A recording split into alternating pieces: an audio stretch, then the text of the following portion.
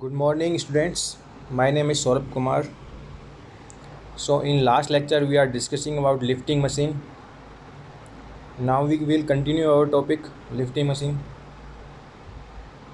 As you already know, what is ideal machine? Ideal machine is when efficiency is 100%. Means what the input is equal to output. The same input will be output. So, is it possible to make ideal machine? In practically, it's no. It's not possible. Why? Because there is always a friction. किसी भी machine में friction ज़रूर होगा. So which is only possible when friction losses are neglected. So it's make it theoretical concept, means it's practical not possible, it's only a theoretical concept. So for in terms of lifting machine, for actual machine is a mechanical advantage always less than velocity ratio. Okay, in ideal machine mechanical advantage is equal to velocity ratio. So now we discuss about loss in load carrying capacity due to friction. So I think you know what is the friction, and in detail about friction we talk in next unit. We will talk all details, what is friction, what is the concept of friction, all these things we will learn in next unit. So due to friction the ideal machine is not possible in practically. Theoretical is this possible, because it's theoretical we can neglect friction. So now we will talk about the concept loss in load carrying capacity due to friction.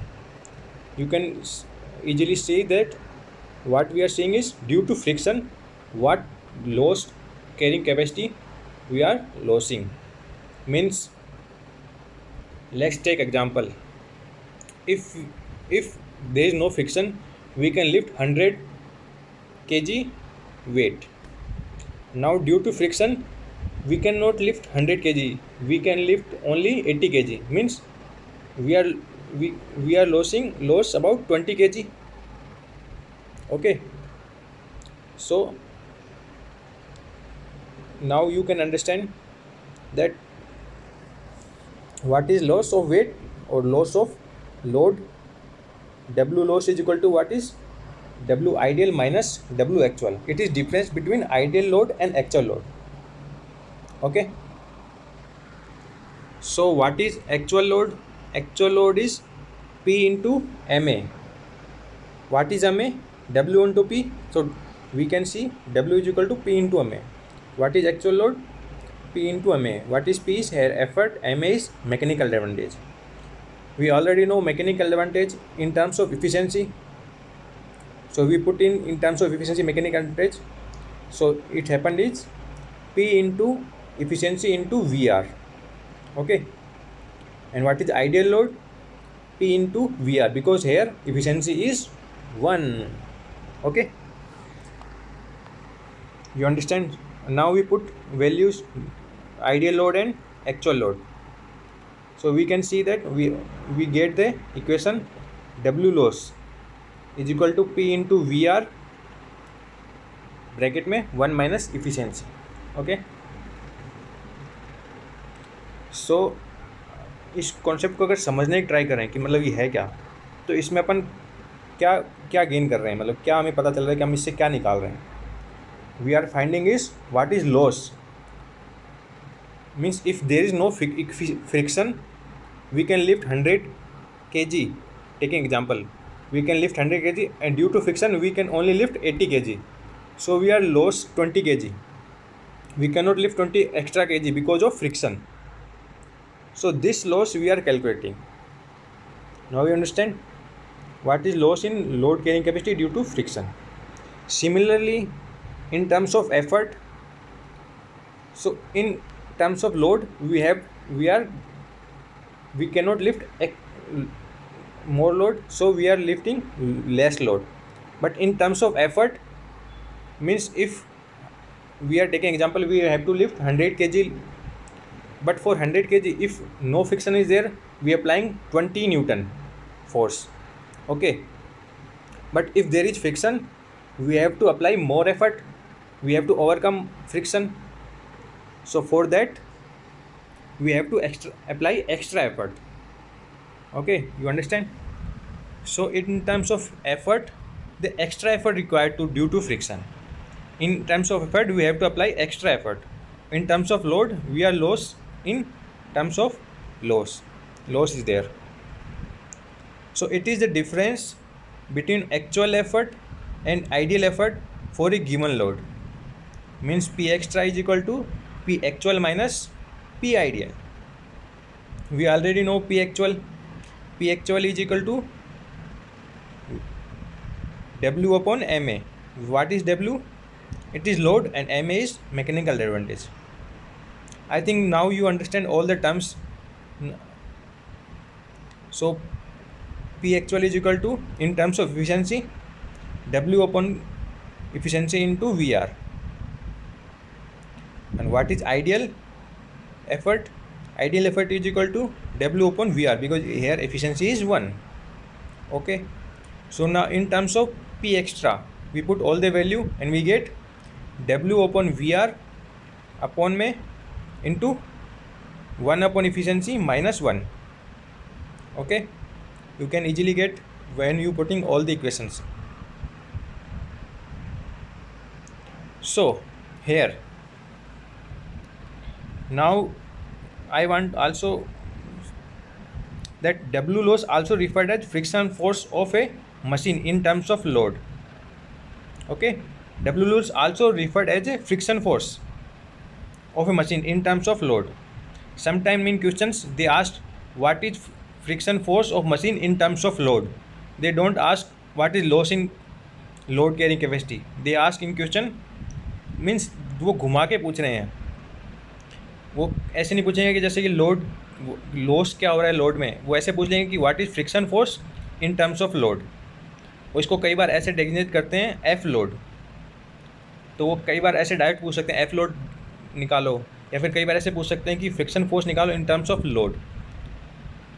तो आपको you have to know all this terms, they are similar. Loss in load carrying capacity, friction force in terms of load, F load, they are similar.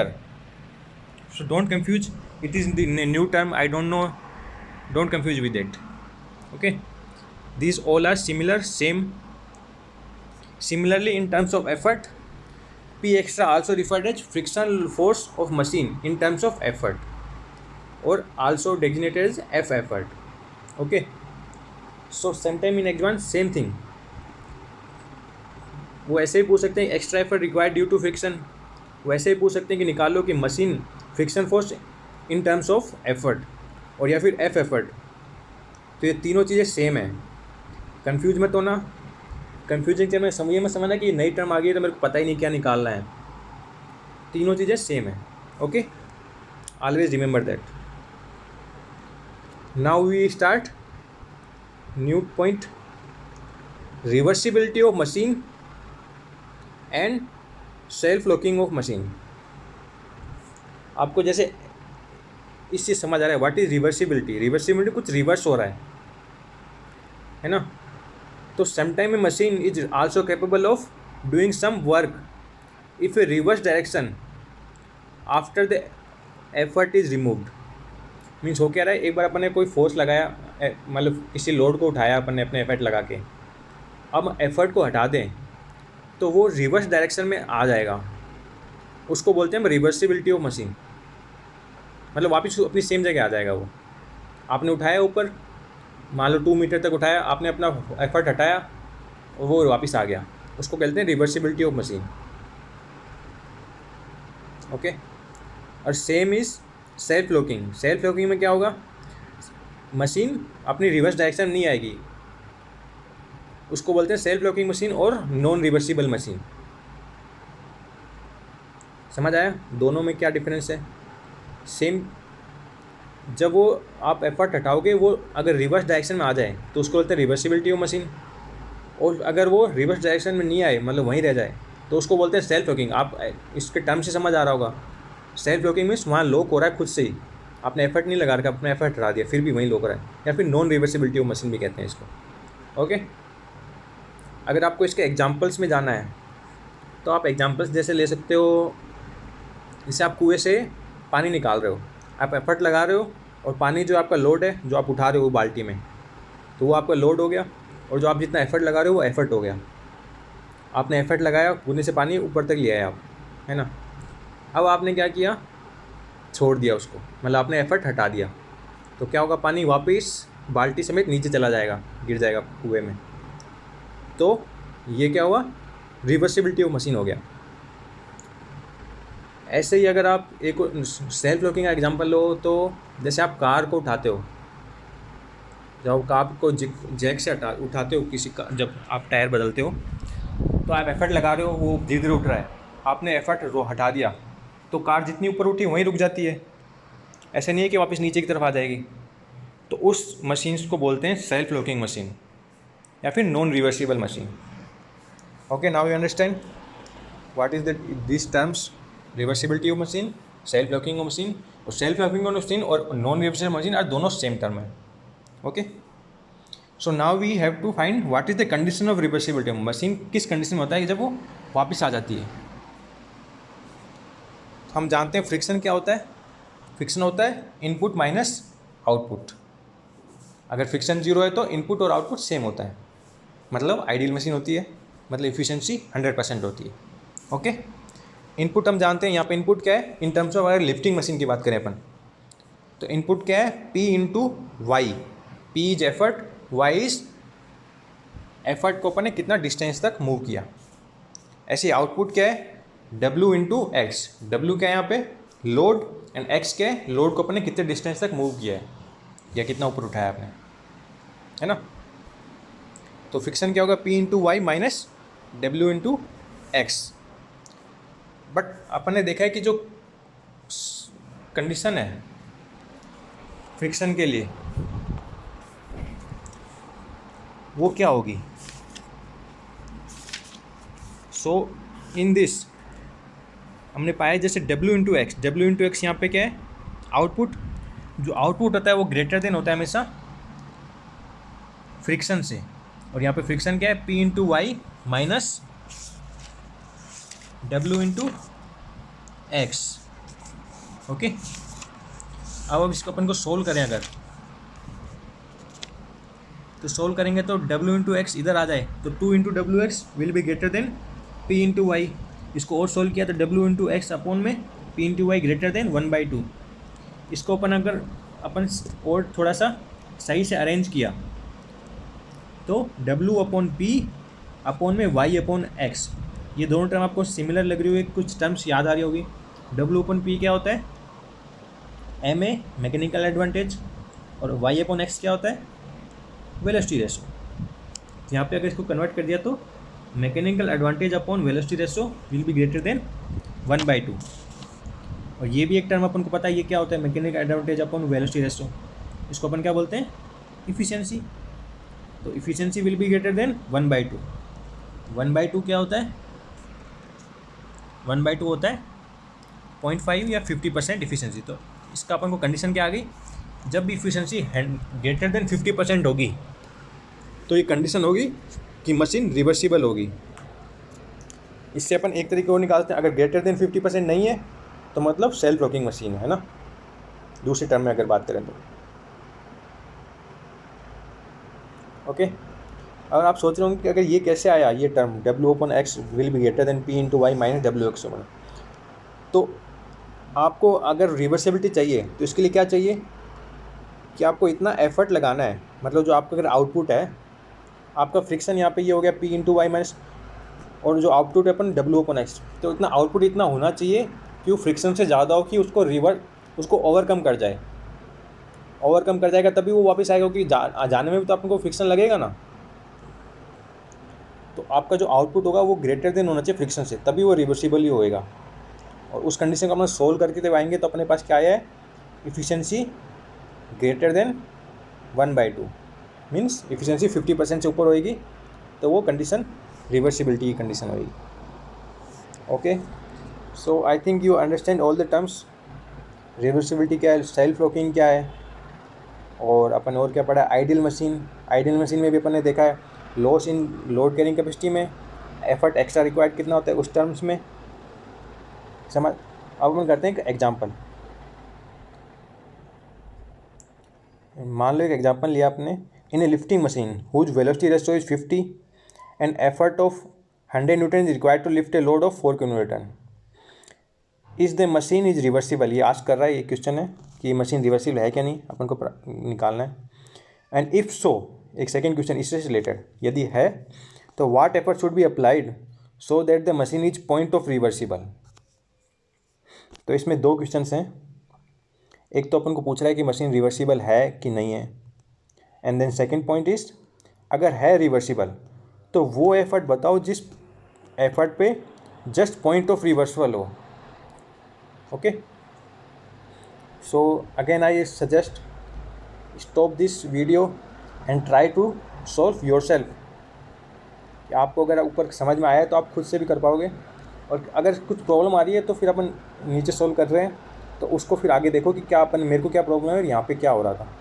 Okay, try to do yourself first and then if some problem is there see this example video further, you can see what is answer. Okay, so हम आगे देखते हैं what is given. यहाँ पे क्या क्या दिया हुआ है, वी आर दिया हुआ है 50, एफर्ट दिया हुआ है 100 न्यूटन, लोड दिया हुआ है 4 किलोमीटर, उसको न्यूटन में कन्वर्ट करेंगे तो 4000 न्यूटन। अब हम जानते हैं रिवर्सिबिलिटी मशीन क्या होती है, उसके लिए हमें चाहिए क्या चाहिए होता है, इफ़िशियंसी निकालनी होती है। इफ़िशियंसी के लिए हमें क्या चाहिए होता है, एम ए और वी आर। तो यहाँ पे वी आर तो दिया है, एम ए नहीं दिया हुआ, तो हम पहले एम ए निकालेंगे। M A is equal to W upon P means 4000 upon 100 means 40। अब इफ़िशियंसी निकालेंगे, efficiency is equal to M A upon V R, और यहाँ पे एम ए क्या है 40 और वी आर क्या है 50। तो इफ़िशियंसी कितना आया 0.8 मीन्स 80%। अब हम कंडीशन ऑफ रिवर्सिबिलिटी जानते हैं कि जब 50% से ऊपर होता है तो रिवर्सिबल होता है।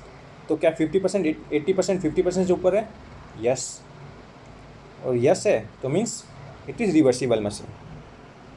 तो इसका आंसर आ गया एक, इट इज़ रिवर्सिबल मशीन। तो हमने फर्स्ट पार्ट यहाँ पे कर लिया है, सेकंड पार्ट आप खुद से ट्राई करो। इन नेक्स्ट लेक्चर में मैं बताऊँगा उसको कैसे सोल्व करना है, पर मैं चाहूँगा means you try your self कि आप कितना समझ आ रहा है, आपका जो माइंड है वो कहाँ तक चल रहा है। मुझे भी एक आइडिया मिलेगा, कैसे मुझे पता नहीं चल रहा कि आप लोगों ने कितना खुद से ट्राई किया था, वो उसको कहाँ तक खुद से कर पाए। तो आप आमने सामने तो हो नहीं, इसलिए मैं अब यहाँ पे सोच रहा हूँ कि आप खुद से ये सेकंड पॉइंट ट्राई करो, मुझे आइडिया हो जाएगा कि आपका जो माइंड है वो किस डायरेक्शन में चल रहा है। अगर आप कर पाओगे तो अच्छा है, वरना हम इसको नेक्स्ट लेक्चर में कैसे हुआ ये आगे समझा देंगे। ओके, तो सी यू इन नेक्स्ट लेक्चर।